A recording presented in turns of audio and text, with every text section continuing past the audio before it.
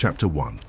The storm came without warning, tearing through the Carpathian forests with a fury that seemed almost sentient. Elena clutched her worn shawl tighter around her shoulders as rain lashed against her face, each drop feeling like a needle of ice against her skin. Behind her, the orange glow of flames still painted the night sky where her village had stood only hours before. The screams had long since faded, replaced now only by the howling wind and the thunderous roar of the tempest. She had been serving tables at the small tavern when the hunters arrived. They called themselves the Brotherhood of the Sacred Dawn, men clad in black with silver crosses gleaming against their chests and stakes strapped to their belts. Their leader, a tall priest with eyes like winter frost, had stood in the center of the village square and declared that the entire settlement was cursed, that vampires had been feeding among them disguised as ordinary folk. Elena had watched in horror as they dragged old Michael the baker from his home, accusing him of bearing the mark of the undead simply because he kept nocturnal hours to prepare his bread before sunrise. The accusations spread like wildfire. Anyone who seemed different, anyone who had ever shown kindness to a stranger, anyone who preferred solitude, became suspect. When the hunters grabbed Elena's elderly neighbor, Maria, and demanded she prove her humanity by holding a silver cross that burned her arthritic hands, Elena had spoken up in protest. That single act of compassion had marked her as well. She had fled through the back of the tavern as flames began consuming the thatched roofs, as the Brotherhood purged the village of its supposed corruption with fire and righteous fury. Now she stumbled through ancient woods, where moonlight barely penetrated the canopy of twisted branches overhead. Her feet, clad only in thin leather shoes meant for indoor work, were torn and bleeding. She had lost her way hours ago, driven deeper into the forest by fear and exhaustion. The stories her grandmother used to tell came back to her now. Tales of these very mountains, of castles that appeared and disappeared in the mist, of creatures that walked the line between death and life. Thunder crashed overhead, and Elena fell to her knees in the mud, gasping for breath. She was 23 years old, the daughter of a seamstress who had died of fever 3 winters past, and a father who had abandoned them long before. She had spent her entire life serving others, working from dawn until midnight at the tavern, saving every spare coin for a future that now seemed impossibly distant. She had never asked for much from the world, only the chance to live quietly, and perhaps one day have a small home of her own. The rain intensified, becoming a solid wall of water that made it impossible to see more than a few feet ahead. Elena forced herself to stand, her legs trembling with cold and exhaustion. She had to find shelter, or she would die out here in the wilderness. The irony was not lost on her, that she had escaped fire only to face death by freezing rain in these cursed mountains. Through the deluge, she glimpsed something that made her heart skip a beat. A light, faint and flickering, somewhere ahead through the trees. Without thinking, driven by desperate hope, she staggered toward it. The forest seemed to resist her passage, branches catching at her hair and clothes as if trying to hold her back, roots rising up to trip her in the darkness. But she pressed forward, following that distant beacon like a drowning woman reaching for a rope. The trees began to thin, and Elena found herself standing at the edge of a clearing. Her breath caught in her throat as she beheld what lay before her. A castle rose from the mountainside like a monument to ancient darkness, its towers piercing the storm clouds overhead. It was massive beyond comprehension, built from black stone that seemed to absorb what little light the night offered. Narrow windows glowed with the warm flicker of candlelight, and a stone bridge stretched across a deep chasm toward the main gates. Every instinct Elena possessed screamed at her to turn back, to take her chances in the forest rather than approach such a place.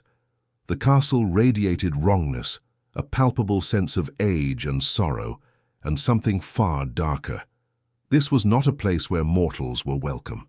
This was not a place where mortals survived. But the rain was drowning her, the cold seeping into her bones, and she knew with certainty that she would not last another hour exposed to the elements. The castle offered shelter, perhaps warmth, perhaps even food, and if it also offered death, well, at least it would be a death indoors, out of this merciless storm. Elena crossed the stone bridge on trembling legs, her footsteps echoing off the chasm walls far below. The gates stood 15 feet tall, made of iron worked into intricate patterns of thorns and roses.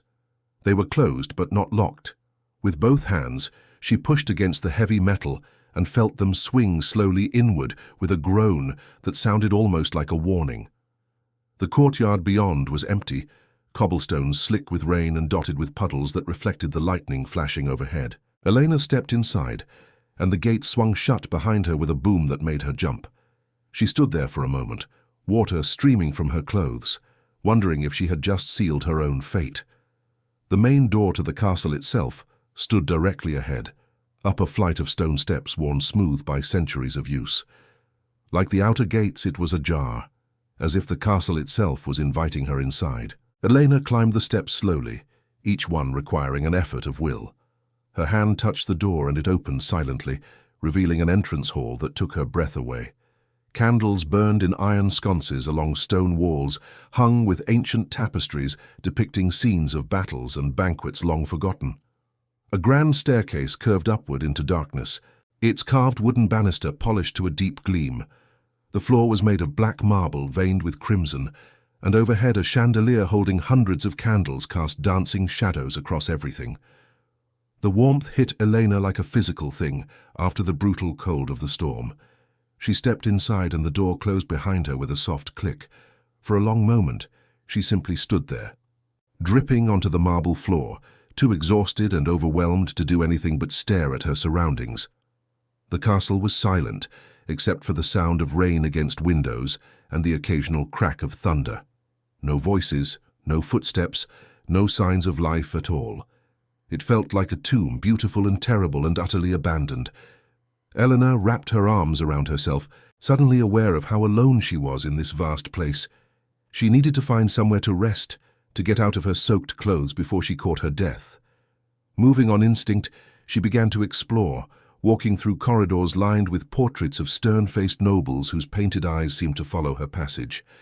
She passed through a library where thousands of leather-bound books lined the walls from floor to ceiling, through a dining hall with a table that could seat 50 people, through a music room where a harpsichord stood covered in a fine layer of dust.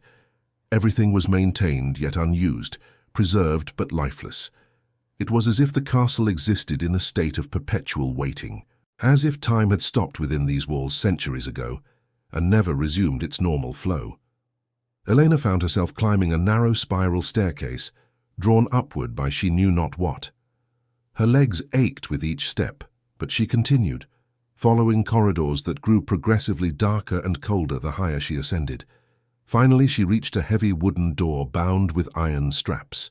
Unlike everything else she had encountered, this door showed signs of regular use, the handle worn smooth by countless hands. She pressed her ear against the wood and heard something that made her blood run cold. A child was crying on the other side, soft sobs of utter despair that spoke of years of unrelenting sorrow.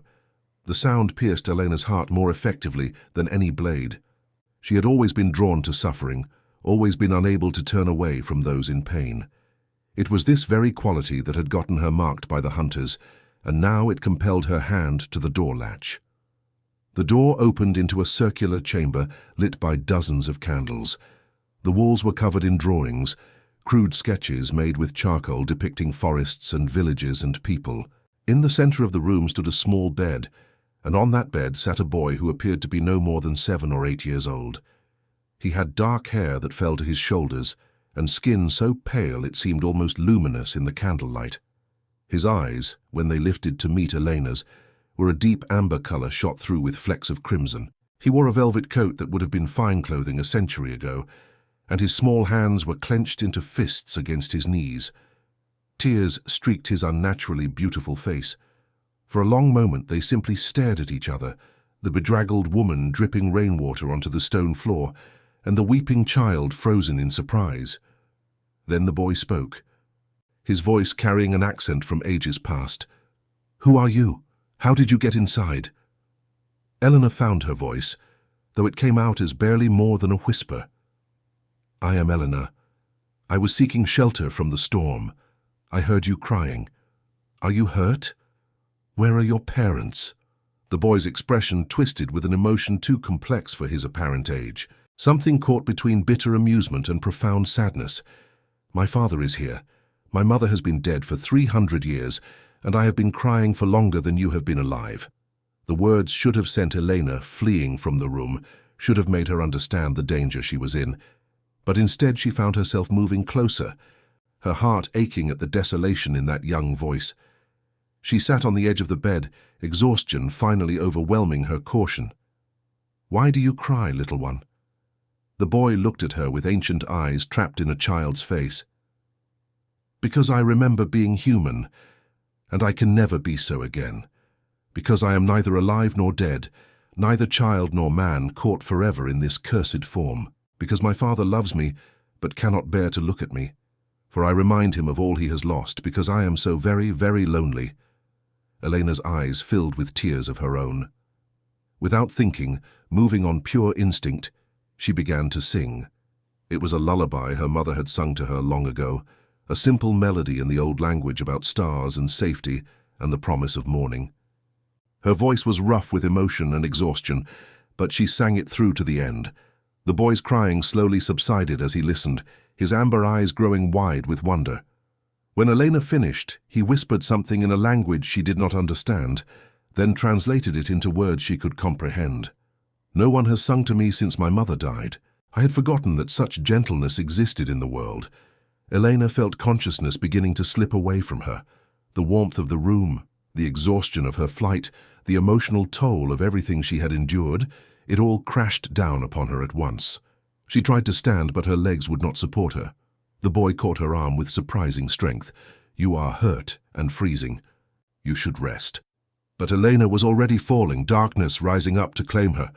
The last thing she felt was someone lifting her, strong arms carrying her toward the bed.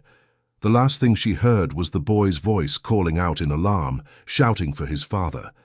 And then there was nothing but the soft embrace of unconsciousness, pulling her down into dreams of fire and rain and ancient castles perched on the edge of the world. In the shadows of the doorway, a figure stood watching with eyes that burned like coals in the darkness. Count Dracula, master of the castle, lord of the undead, looked upon the mortal woman sleeping beside his son and felt something he had not experienced in 3 centuries stir in the dead thing that had once been his heart. Shock, yes, but also something far more dangerous: recognition, memory, and the first faint whisper of hope, terrible and unwanted and impossible to deny. Chapter 2. Dracula stood motionless in the doorway, his presence casting no shadow despite the candlelight that filled the chamber. He had ruled this castle for over 500 years, had walked through countless rooms and witnessed innumerable scenes of tragedy and triumph, yet nothing in all those centuries had prepared him for the sight before him now. A mortal woman, bedraggled and unconscious, lay curled beside his son on the small bed, her arm draped protectively across the boy's shoulders even in sleep, and Adrian, his cursed eternal child, had stopped crying for the first time in decades.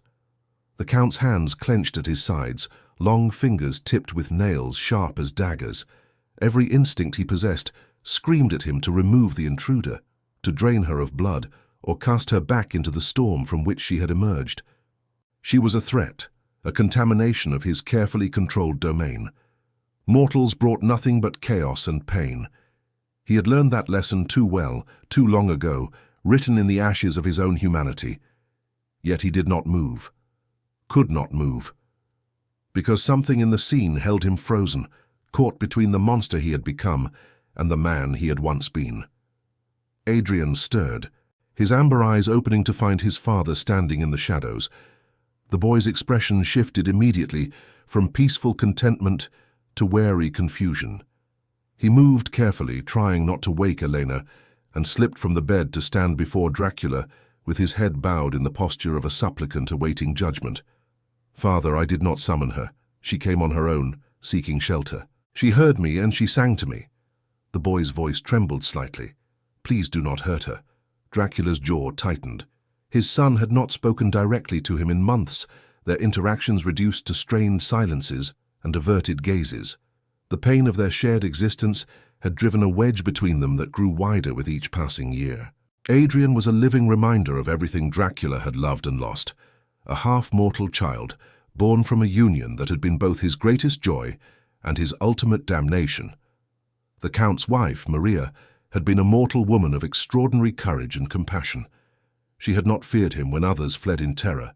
She had seen past the monster to the man trapped within, and her love had awakened something in him he thought dead forever. For 20 years they had existed in a fragile paradise, hidden away in this castle, and she had given him a son who embodied both their natures, human and vampire, intertwined. Then the hunters had come, the Brotherhood of the Sacred Dawn, self-righteous zealots who saw only demons where Dracula had tried to build something resembling peace. They had burned Maria alive in the courtyard below, forced Dracula to watch as they chanted their prayers, and condemned her for loving a monster. He had torn them apart in his rage, every last one of them, but their deaths had not brought her back. Nothing could bring her back. Adrian had been 5 years old when his mother died, old enough to understand loss but young enough to still need her desperately. The trauma had frozen him, locked him in that child's body by some quirk of his mixed heritage. While full vampires could choose their form and full humans could grow and age naturally, Adrian remained trapped between worlds, cursed to eternal childhood, aging only in mind and memory while his body refused to change. Dracula had tried to care for his son in the terrible years that followed, but how could he comfort the boy when he himself was drowning in rage and grief? How could he offer love when his heart had turned to stone in his chest? Gradually they had drifted apart, existing in the same castle, but living in separate hells of isolation and sorrow. The Count had retreated into his darkness, spending decades in meditation or walking the borders of his domain, while Adrian remained locked in his tower room, surrounded by his drawings and his memories and his endless inconsolable tears. And now this woman, this mortal stranger, had accomplished in a single night what Dracula had failed to do in 300 years. She had given his son a moment of peace. The Count moved forward with a speed that seemed to fold space itself, appearing suddenly beside the bed to look down at Elena's face. She was young, perhaps in her early 20s, with dark hair plastered to her skull by rain, and a face that spoke of kindness rather than classical beauty. Her clothes were those of a peasant, a simple dress and shawl now soaked through and torn from her flight through the forest. Blood seeped through the fabric at her knees and hands where she had fallen. He could hear her heartbeat, slow and steady, pumping blood through veins that called to his hunger like a siren song. It had been months since he had fed properly, sustaining himself on the blood of animals that wandered too close to his domain. The scent of her, so close, so vulnerable, awakened the predator that lurked beneath his civilized veneer. Dracula bent closer, his lips pulling back from fangs that had lengthened in response to his hunger. One bite, quick and clean, and she would never wake to trouble his existence again. It would be a mercy, really. What future did she have? If she returned to the world of men, they would only hunt her again, burn her again, punish her for the crime of compassion that had marked her as different. Father, no. Adrian's voice cut through the red haze of hunger. Please. She was kind to me. She asked for nothing. She only sang because I was sad. The Count froze, his fangs inches from Elena's throat. He could feel the warmth radiating from her skin, could see the pulse fluttering at her neck. But his son's words had pierced something deep within him, had found the last remnant of the man he had once been. With an effort that cost him more than any battle he had ever fought, Dracula pulled back. He straightened to his full height, his hands shaking with the force of denying his nature. When he spoke, his voice was a low rumble that seemed to resonate in the very stones of the castle. She cannot stay here. When she wakes, she must leave, but she will die out there. Hadrian moved to stand between his father and Elena, a gesture of protection that would have been laughable if it had not been so heartbreaking. The Brotherhood hunts in these mountains. They are burning villages, killing anyone they suspect of harboring the undead. She fled from fire and found shelter here. Would you send her back to be burned? Dracula turned away, unable to bear the accusation in his son's eyes. It was the same look Maria had given him the night before she died, when she had begged him to take Adrian and flee, to save their son, even if it meant abandoning her. He had refused, convinced he could protect them both, and his arrogance had cost her everything. The hunters are here? His voice was sharp, cutting through his own dark thoughts. In my mountains. Adrian nodded. Elena spoke of them before she collapsed. The Brotherhood of the Sacred Dawn. They burned her village tonight, accused innocent people of being vampires or vampire servants. She tried to defend an old woman, and they marked her as cursed. She has nowhere to go, Father. We are all she has. The irony was bitter as poison. The mortals hunted monsters, and in their zeal they created more victims than any vampire ever had. Dracula had seen it countless times over the centuries, the righteous becoming more monstrous than those they pursued, all in the name of their god and their crosses. He moved to the window and pulled back the heavy curtain to stare out at the storm-lashed night. Lightning illuminated the forest far below, revealing the faint orange glow on the horizon where villages still burned. The Brotherhood was thorough in their purges. They would not stop until they had cleansed these mountains of every suspected taint, and eventually their path would lead them here, to his castle, to his son. Perhaps that was what he had been waiting for all along, an end to this cursed existence, a final battle that would release him from the weight of immortality and grief. He was so tired of the endless nights, the hollow years, the crushing loneliness that came from outliving everything he had ever loved. But if the hunters came, they would not distinguish between him and Adrian. They would see only monsters to be destroyed. His son, innocent and trapped and already suffering beyond measure, would burn just as his mother had burned. Dracula let the curtain fall closed and turned back to face Adrian. The boy stood his ground, chin raised in defiance, ready to argue for the life of a stranger. It was so like Maria, that instinctive compassion, that refusal to turn away from suffering. Their son had inherited her best qualities, along with Dracula's curse. She may stay until the storm passes and her wounds are healed. The words came out harsher than he intended.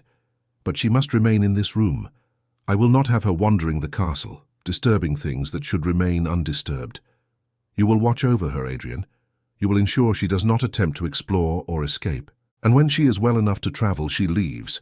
Is that understood? Relief flooded Adrian's face, followed quickly by gratitude that made Dracula's dead heart twist with an emotion he refused to name. The boy nodded eagerly. I understand, Father. Thank you. I will not fail you. Dracula waved a hand dismissively. See that she is given proper clothing when she wakes. There are still some of your mother's things in the wardrobe in the South Tower, and she will need food and water. I trust you remember what mortals require to survive. Adrian nodded again. I remember. He hesitated, then added softly.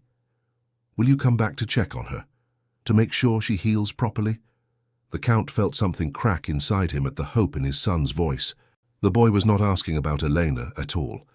He was asking if his father would finally bridge the distance between them, if this stranger's presence might somehow repair what had been broken so long ago. Perhaps, was all Dracula would allow himself to say.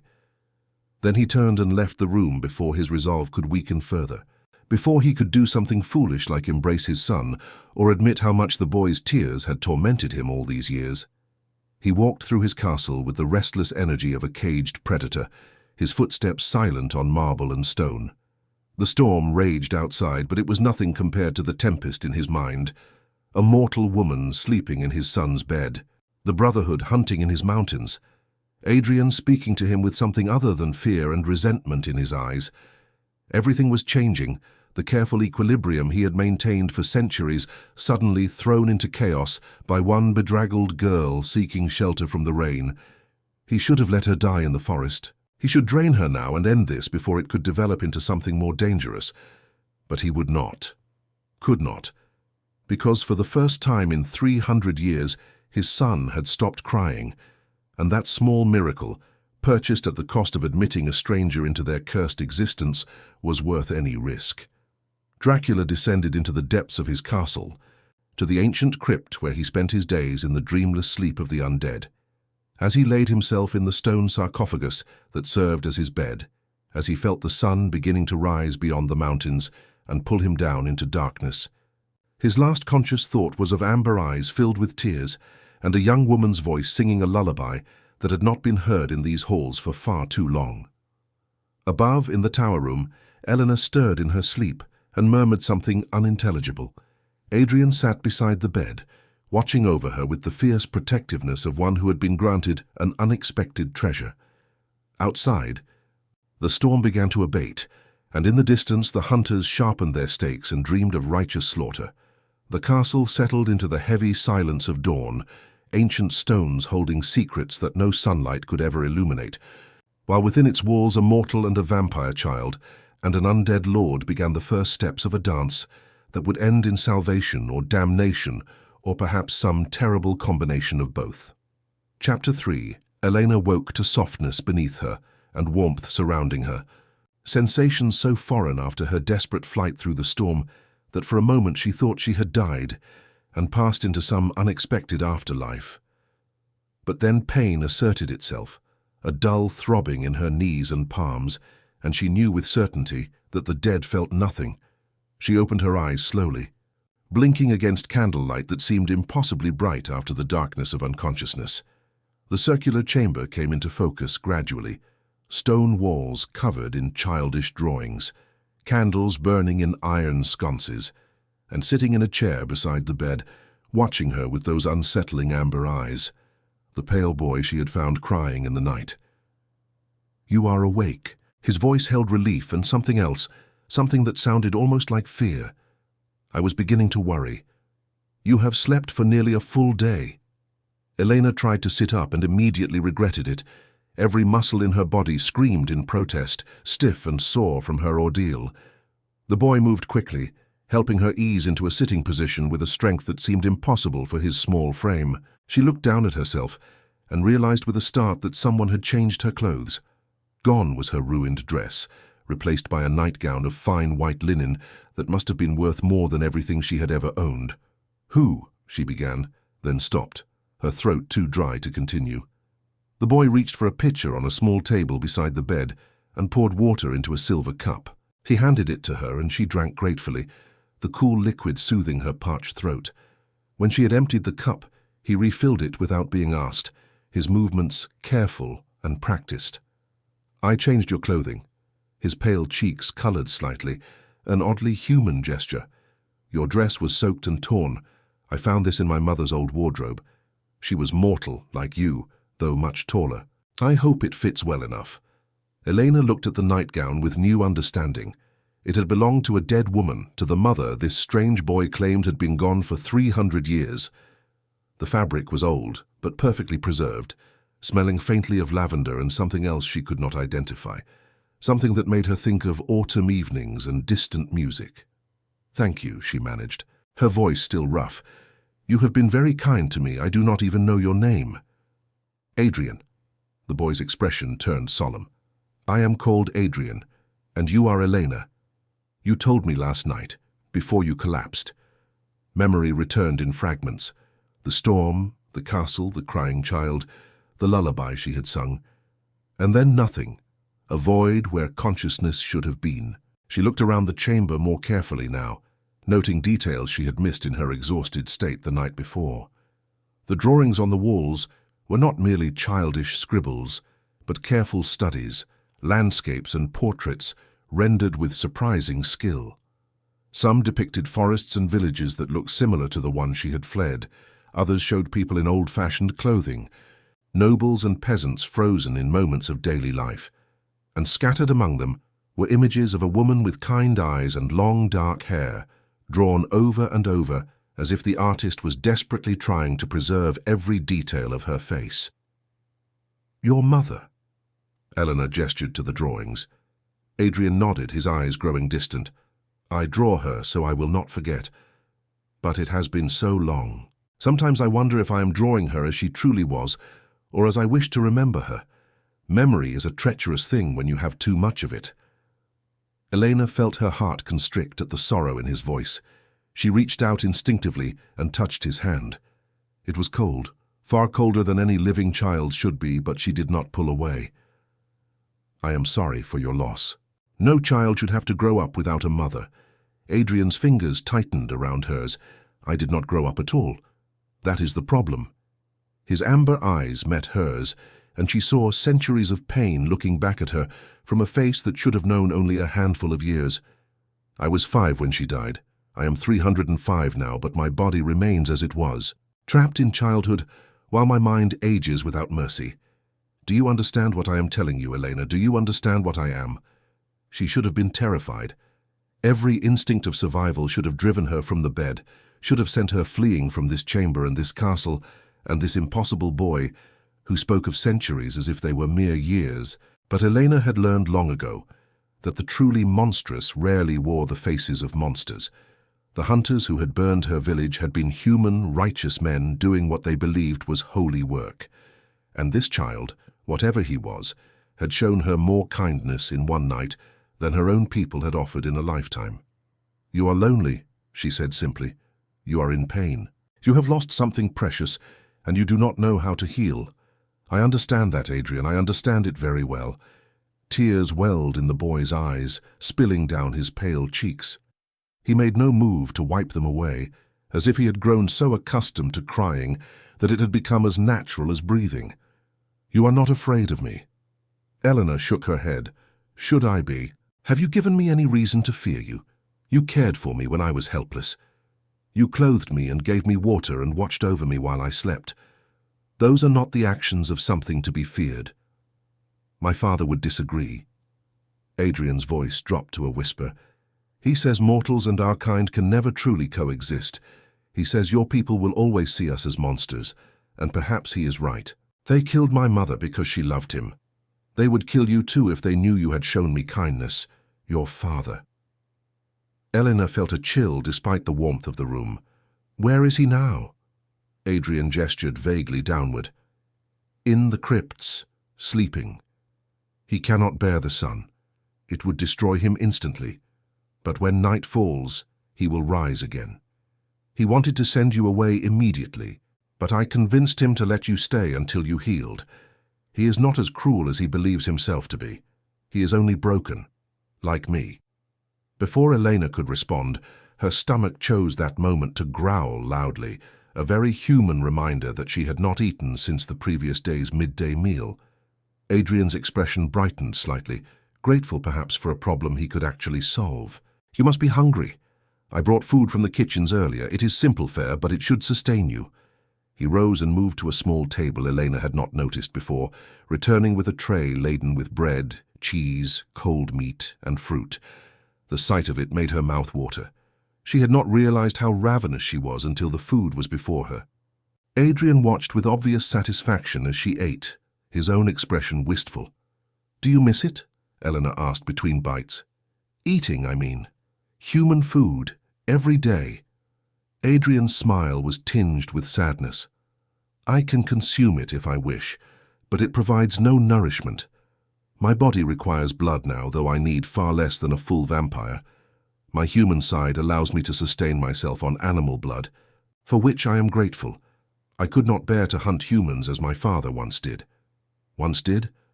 Eleanor paused, a piece of bread halfway to her mouth. Adrian nodded. "He has not fed on human blood since my mother died. He swore an oath over her ashes that he would never again take a mortal life.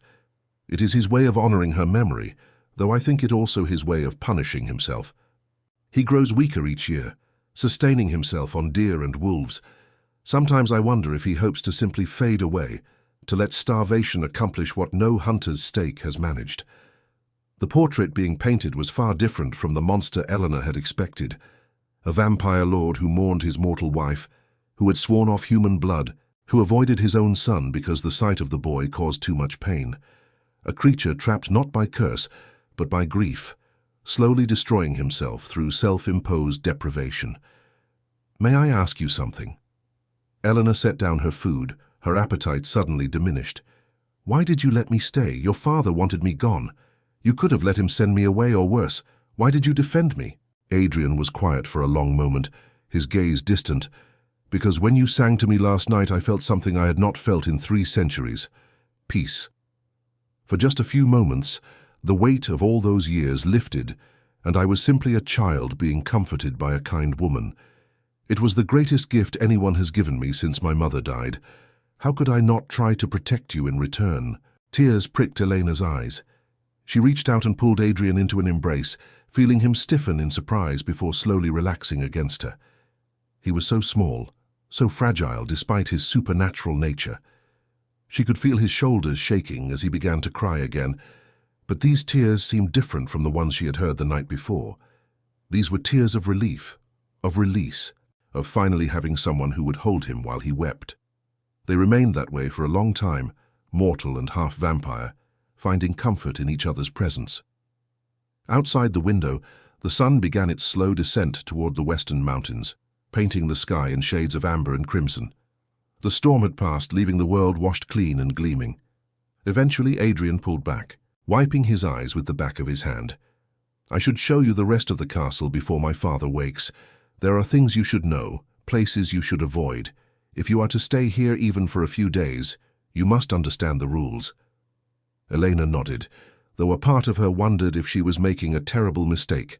But where else could she go? The Brotherhood was still hunting in these mountains, still burning anyone they deemed tainted. And more than that, something in this place called to her, something beyond simple gratitude for shelter.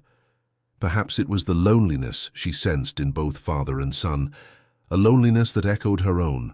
Perhaps it was simply that for the first time in her life, she felt needed for something more than her ability to serve tables and accept abuse with a smile. Adrian led her from the chamber, and Elena found herself walking through corridors she barely remembered from her delirious wandering the night before. The castle was even more magnificent in daylight, though that light was filtered and dim, coming through narrow windows designed to keep out the sun's full strength. They passed through galleries hung with portraits of nobles long dead, through chambers filled with furniture covered in white sheets like shrouds, through a conservatory where plants somehow flourished despite the lack of proper light. The castle felt like a museum. Every room preserved exactly as it had been centuries ago, waiting for inhabitants who would never return. It was beautiful and terrible and unutterably sad. This was my mother's garden. Adrian pushed open a door to reveal a courtyard open to the sky.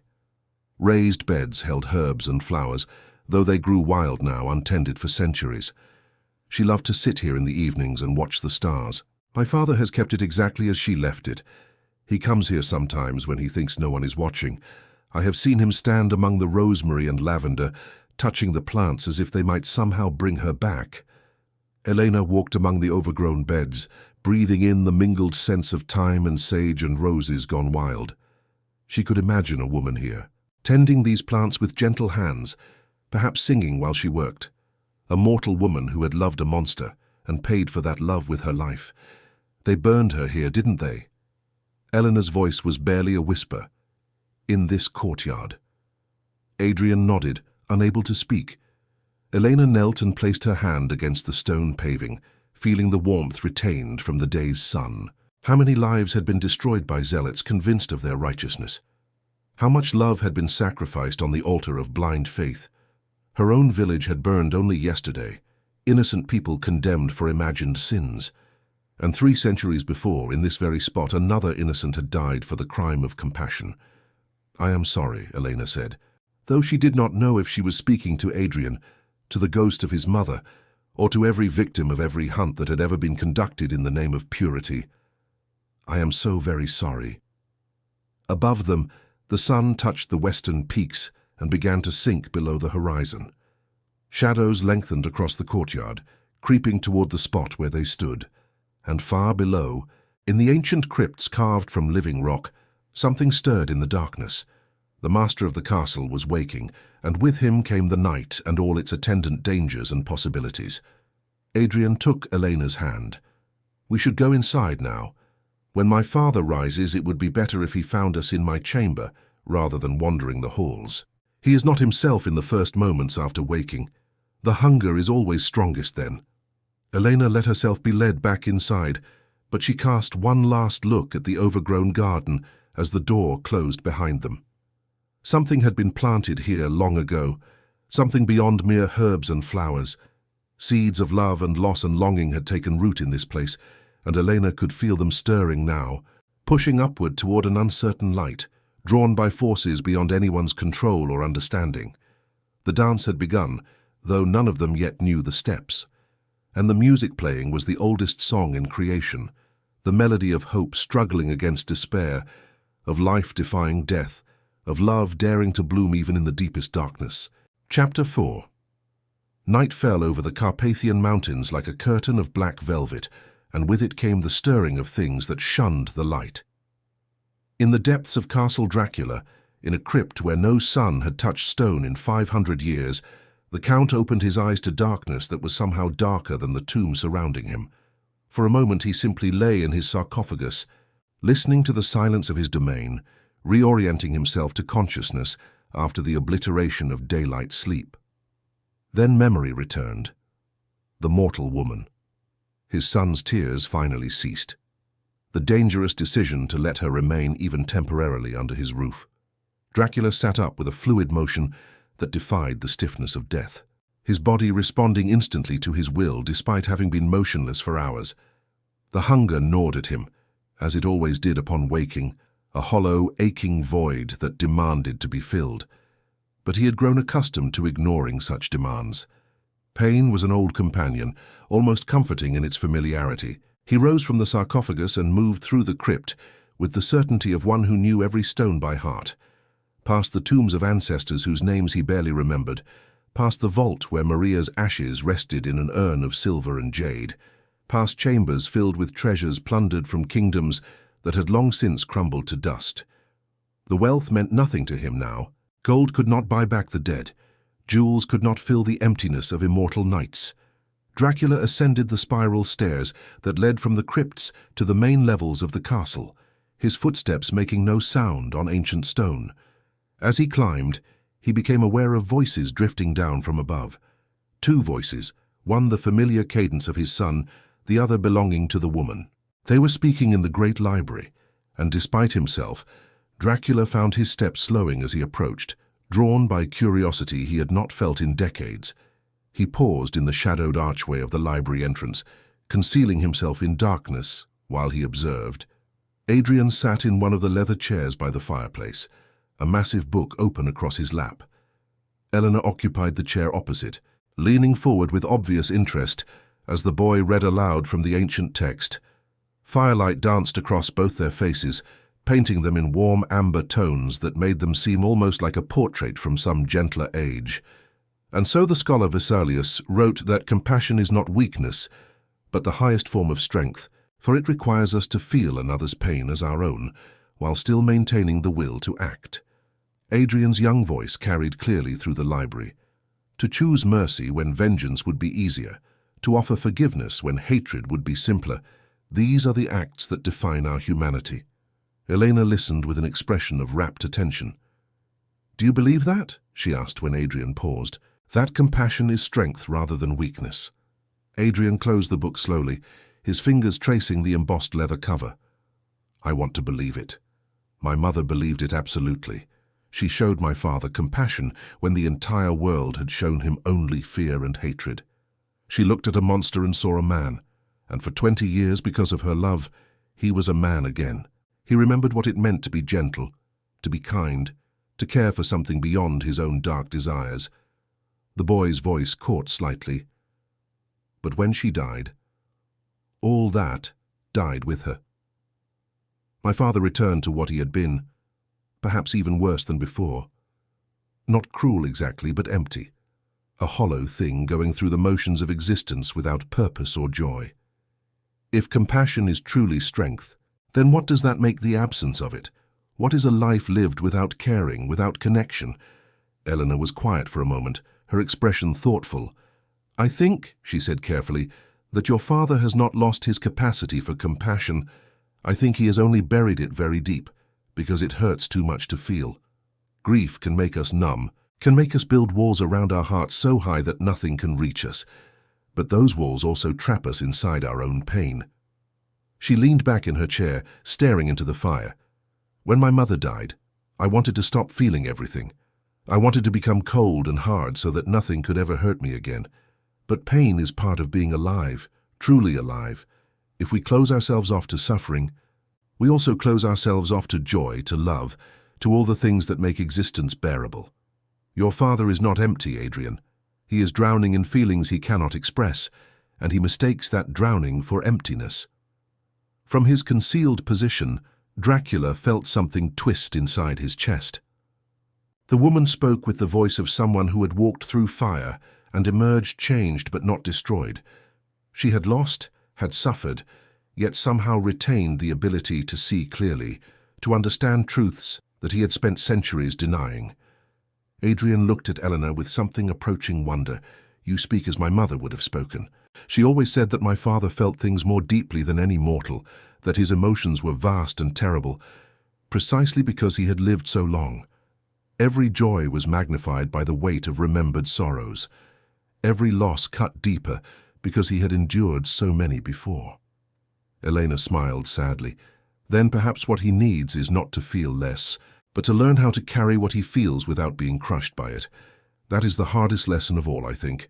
Not to become numb, but to remain soft despite everything that would harden us." Dracula had heard enough. He stepped from the shadows, his sudden appearance causing Elena to start in her chair.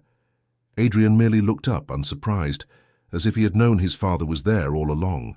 The three of them regarded each other in the firelight, an unlikely triangle of connections forming, despite all logic and reason.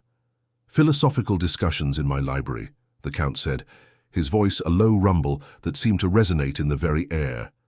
"How unexpectedly domestic. Tell me, woman, do you often discuss the nature of compassion with creatures who could drain you dry in seconds?"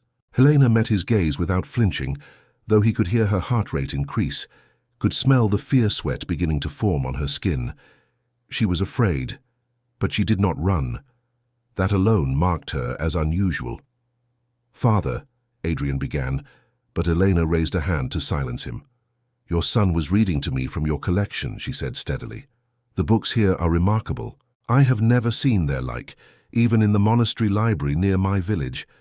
Adrian tells me some are unique, the last copies in existence." Dracula moved into the room with a predator's grace, noting how Eleanor tracked his movement with her eyes. Good. She had survival instincts at least, even if they were not enough to make her flee. He approached the shelves and ran one long finger along the spine of a leather-bound volume. Knowledge is the only thing that survives the centuries unchanged.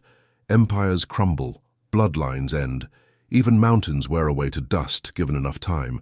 But ideas, preserved in ink and parchment, these endure. I have spent 500 years collecting wisdom from every corner of this world. Philosophy, science, poetry, history, all of it gathered here in this one place. He pulled a book from the shelf at random, opening it to reveal pages covered in elaborate Arabic script. This is a medical text from the Golden Age of Baghdad, techniques for surgery that would not be rediscovered in Europe for 400 years. And this, he selected another volume, is a collection of Norse sagas written in runes on vellum made from calfskin, stories of gods and giants from a people who have long since vanished from the earth.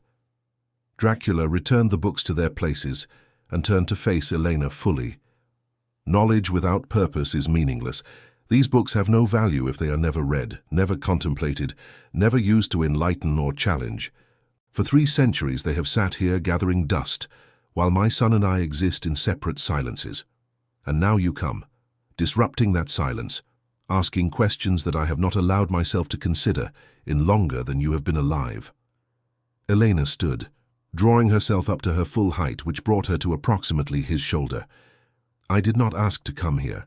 I sought only shelter from a storm and safety from men who would burn me alive for the crime of defending an innocent. I have disrupted nothing that was not already broken." The words landed like blows. Dracula felt his lips pull back in something that was not quite a smile. "You are bold for someone so fragile. Do you not understand what I am, what I could do to you? I understand that you are a father who has forgotten how to speak to his son." Elena's voice softened. "I understand that you are a husband who cannot let go of his grief. I understand that you are a man trapped in a monster's body, or perhaps a monster trying to remember what it was to be a man. Which is it, I wonder? Are you Count Dracula, Lord of the Undead, terror of these mountains? Or are you simply a soul in pain, drowning in losses that have piled up over centuries until you cannot see daylight anymore?" Silence fell like a physical weight. Adrian stared at Elena with a mixture of admiration and horror, clearly torn between pride in her courage and fear for her safety. Dracula himself stood frozen, undone by words that cut too close to truths he had spent lifetimes avoiding. Then, to Adrian's visible shock, the Count began to laugh. It was a rusty sound, harsh and bitter, as if the mechanism of laughter had corroded from disuse. But it was genuine, wrung from him by the sheer audacity of this mortal woman who dared to psychoanalyze a vampire in his own castle. You have courage. I will grant you that. Perhaps foolishness as well, but there is a fine line between the two. Dracula's laughter faded, but his expression remained less severe than before. My son seems to think you should remain here while the hunters prowl these mountains. Against my better judgment, I have agreed. But understand this, Elena of the burned village. I am not the broken man you imagine me to be. I am not seeking redemption or healing or any of the pretty lies mortals tell themselves to make sense of a senseless world. I am simply too tired to argue with a child who has found a new toy to occupy his attention. Adrian flinched at the casual cruelty of that last statement, but Eleanor merely smiled, a sad, knowing expression that made her seem older than her years. As you say, my lord, I am certain you are exactly as you describe yourself, cold, empty, beyond all human feeling. It must be comforting to believe that. Dracula felt his jaw tighten. The woman was either incredibly brave or incredibly stupid, and he had not yet determined which. Before he could respond, a sound reached his preternatural hearing, a sound that made every instinct he possessed flare to sudden alertness. Bells, church bells ringing in the valley far below, their urgent clamor carrying on the night wind. The Brotherhood, Adrian whispered, moving to the window. They are at the village of Brasov. That is only 10 miles from here. Dracula joined his son at the window, his eyes easily piercing the darkness to see the distant glow of torches and the flicker of flames beginning to rise. They were burning another settlement, cleansing it of suspected taint, and when they were finished there they would move up into the mountains, following the paths that led inevitably to his castle. He had known this confrontation was coming, had known it for decades. The Brotherhood had been growing bolder, their crusade against the supernatural taking them into territories they had once feared to tread. Eventually they would come for him, and when they did, they would bring with them all the righteous fury of their faith and all the deadly weapons their church had blessed. The question was what to do about the mortal woman standing in his library, reading philosophy with his son, as if they had all the time in the world. She was a complication he did not need, a vulnerability that could be exploited. If the hunters learned that he harbored a mortal, they would use her against him, would torture her to learn the castle's secrets, or simply burn her as proof of his evil influence. The logical thing would be to send her away immediately, before the Brotherhood got close enough to discover her presence, or better yet, to ensure her silence permanently. One quick bite, and she would become nothing more than another ghost haunting these halls, unable to betray him, even if she wished to. But as Dracula turned to look at Elena, saw the fear in her eyes as she watched the distant fires, saw the way his son moved instinctively to stand beside her in a gesture of protection. He knew he would do neither of those things, for reasons he refused to examine too closely, reasons that had everything to do with amber eyes that had finally stopped crying and voices reading philosophy in his abandoned library. He would allow her to stay, even if it meant facing the consequences, even if it meant the final battle he had been expecting for 3 centuries had finally arrived, even if it meant feeling something again after so long, feeling nothing at all. The fires in the valley burned brighter, and in Castle Dracula 3 souls stood watching them rise, bound together now by choices made and choices yet to come, by compassion offered and accepted, by the fragile hope that even in the darkest night, even in the deepest damnation, redemption might still be possible. Chapter 5. 3 days passed in the castle like moments suspended in amber, each hour both impossibly long and far too brief. Eleanor found herself falling into a rhythm that should have been strange, but felt oddly natural. She woke each morning in Adrian's chamber, where he had insisted she sleep while he kept watch from his chair, unwilling to leave her unprotected, even though she pointed out that nothing in the castle would dare harm her without the Count's permission.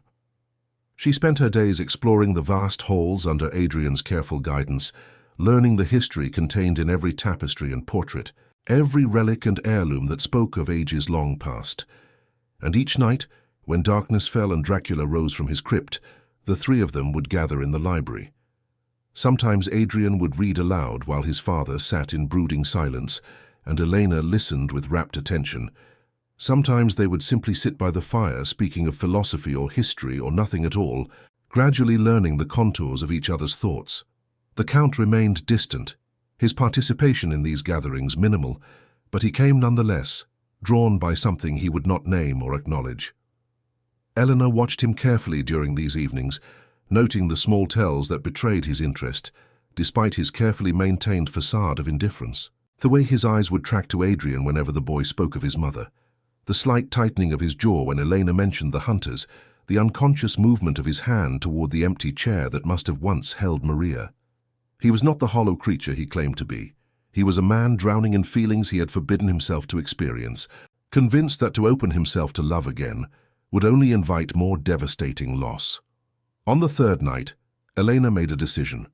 She waited until Adrian had retired to his chamber, exhausted from their day exploring the castle's extensive art collection, and then she remained in the library, sitting by the dying fire while Dracula prepared to leave for his nightly patrol of the forest borders. He paused when he realized she had not followed his son, his expression guarded. "You should rest." His voice was carefully neutral. "The hour is late." "I wanted to speak with you," Elena said, meeting his gaze steadily, alone, without Adrian present. "There are things that need to be said." Dracula's eyes narrowed. "If this is another attempt to psychoanalyze me, I have no patience for it tonight. The Brotherhood draws closer each day. I have more pressing concerns than indulging your curiosity about my emotional state." Elena ignored his dismissal. "Adrian told me what you did. After his mother died, how you hunted down every member of the Brotherhood who participated in her murder, how you made them suffer before you granted them death, how you painted the forest red with their blood and mounted their heads on stakes as a warning to all who would dare threaten what you loved." The Count's expression went very still, very cold. "Your point?" "My point is that you are capable of extraordinary violence when something you care about is threatened. You proved that 3 centuries ago. So why do you do nothing now as the Brotherhood burns its way through these mountains?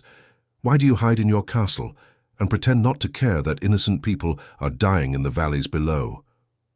Dracula moved with sudden speed, crossing the distance between them in a blur of motion that left Elena gasping. He loomed over her chair, his eyes blazing with crimson light, his fangs fully extended. When he spoke, his voice was a growl that seemed to come from the depths of the earth itself. "You dare question my choices? You, who have lived barely 2 decades and understand nothing of the weight of centuries? I do not act because I learned the cost of action. Every member of the Brotherhood I killed was replaced by 2 more. Every act of vengeance I committed only strengthened their resolve, gave them fresh martyrs to rally around. I became the monster they claimed I was, and in doing so I proved them right."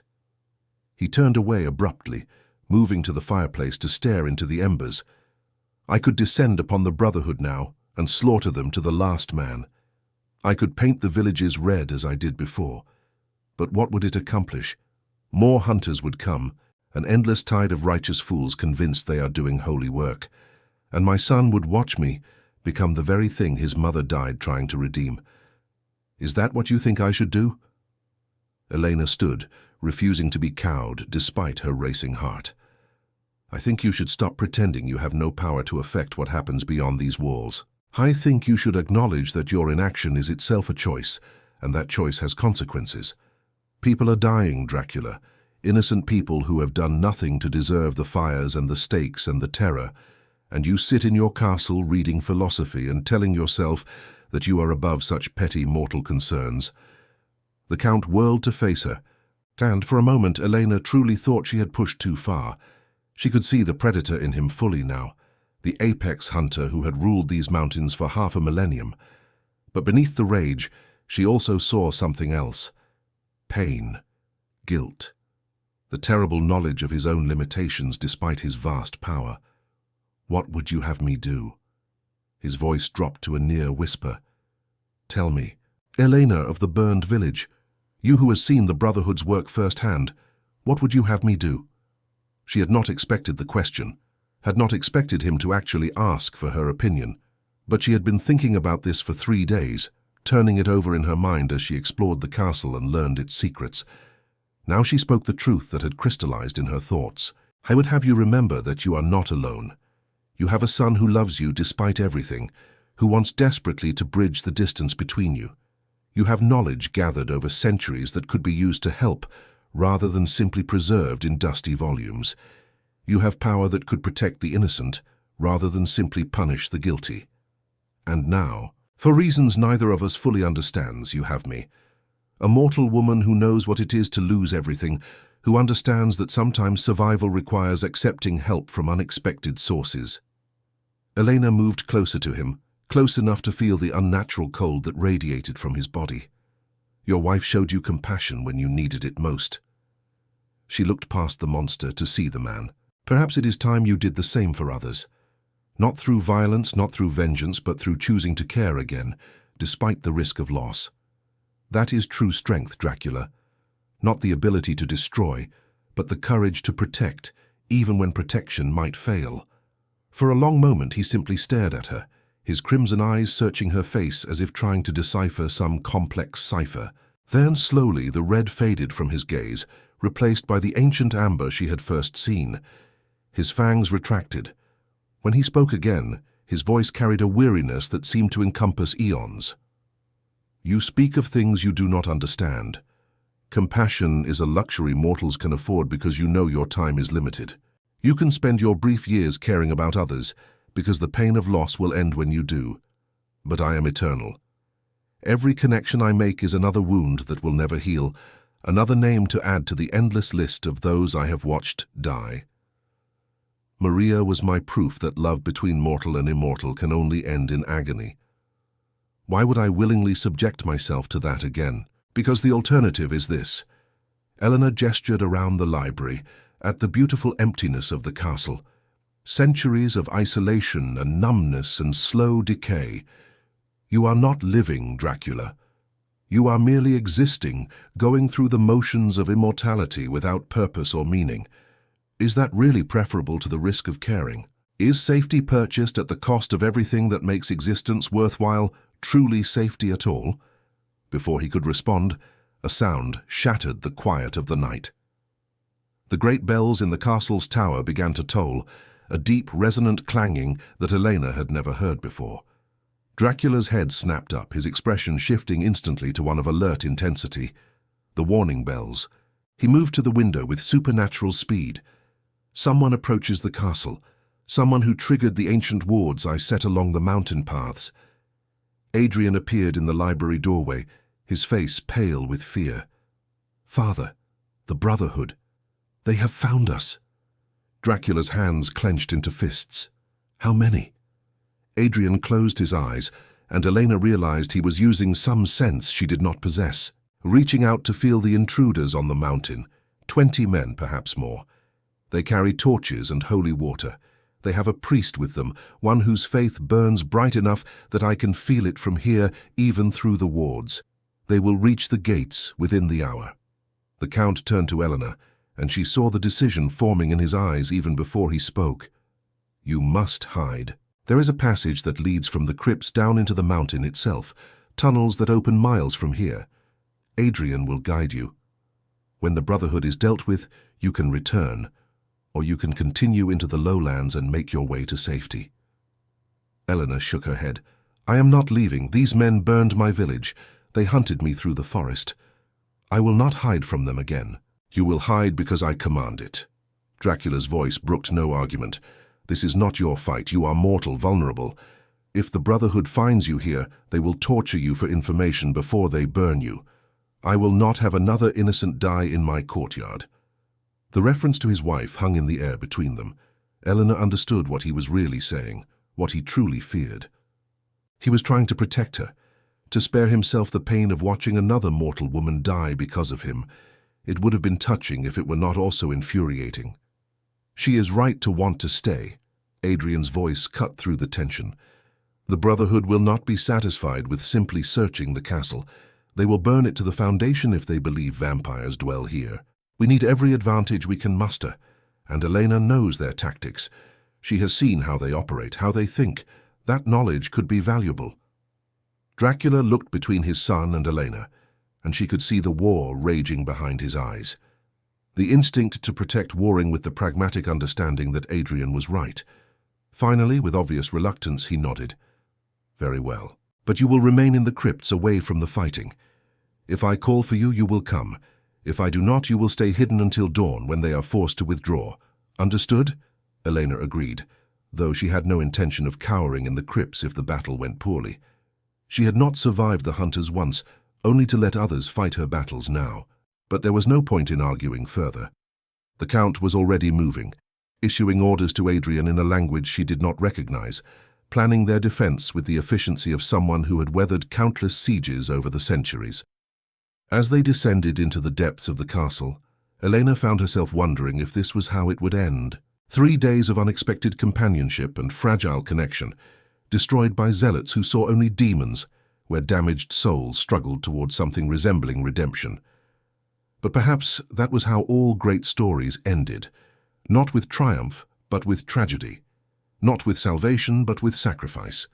The crypts were vast and cold, filled with the accumulated dead of centuries. Dracula led them past tombs and ossuaries to a chamber she had not seen before. In the center stood a silver urn, and even without being told, Elena knew what it contained. The Count stood before it for a moment, his hand hovering over the surface, as if he wanted to touch it but could not quite bring himself to make contact. I failed you once. His voice was barely audible. I could not save you from them, but I will not fail our son. I will not let them take the only thing I have left of you. He turned to Adrian and pulled the boy into an embrace, the first physical contact Elena had witnessed between them.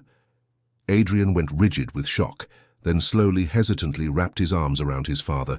They stood that way for a long moment, two broken souls clinging to each other in the darkness, and Elena felt tears streaming down her face at the beauty and sorrow of it.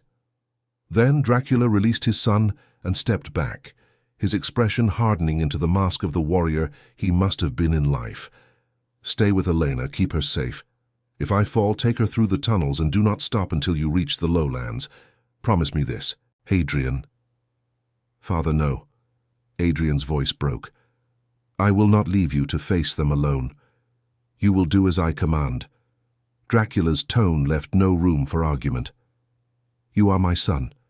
You are all of her that remains, and I will not watch you die. He turned and strode from the chamber before Adrian could protest further, leaving them alone among the tombs.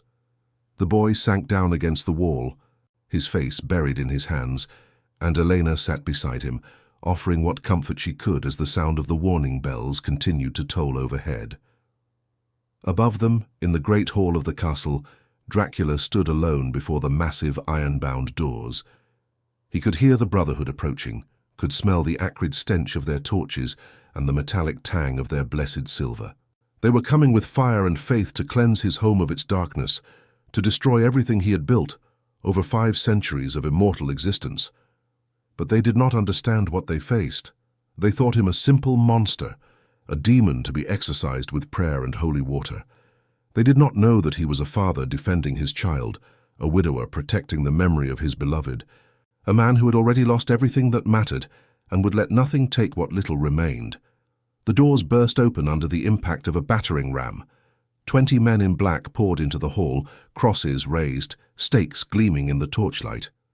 At their head strode a priest with eyes like winter frost, the same man who had burned Elena's village, who had brought the fires of judgment to countless innocent people.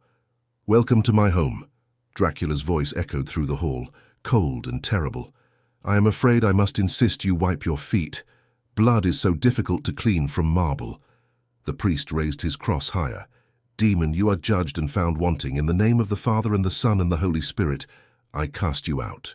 You will burn for your sins, and your ashes will be scattered to the 4 winds so that no trace of your evil remains. Dracula smiled, and it was not a kind expression. I have something to tell you, priest. I have heard those words before, spoken over the pyre where you burned my wife 300 years ago. Your predecessor said them with just as much certainty, just as much righteous conviction. Would you like to know what I did to him? The priest's face went pale, but he held his ground. Whatever atrocities you committed then, they only prove that you are beyond redemption. We will cleanse this world of your corruption.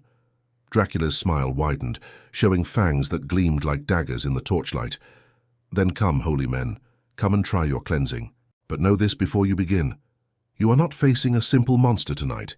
You are facing a father who will do anything to protect his son, and there is nothing more dangerous in this world or any other than a parent defending their child." The priest gave the order and the Brotherhood charged, and in the crypts far below, Elena and Adrian heard the sounds of battle begin, the clash of metal and the screams of dying men and the terrible roar of a vampire unleashed. They clung to each other in the darkness, mortal and half-vampire, waiting to learn if compassion and courage would be enough to survive the night, or if the fires of judgment would consume everything, leaving only ashes and sorrow in their wake. But this was not the end, not yet. For in the heart of Castle Dracula, in the shadows between life and death, a story was reaching its climax. A story of love and loss and the possibility of redemption.